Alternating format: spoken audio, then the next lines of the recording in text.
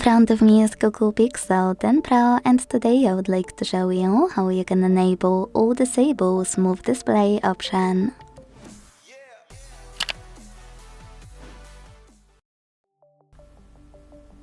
Unfortunately, Google Pixel doesn't allow you to change screen refresh rate, but you can decide if you want to enable or disable smooth display option.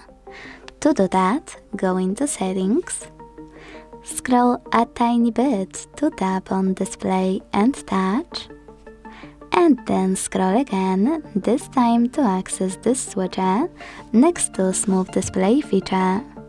You can turn it on or off thanks to this switcher next to it. If you decided to enable it, it will automatically raise your refresh rate to 120. Thanks so much for watching. If you enjoyed this video, leave a like, comment and subscribe. Bye!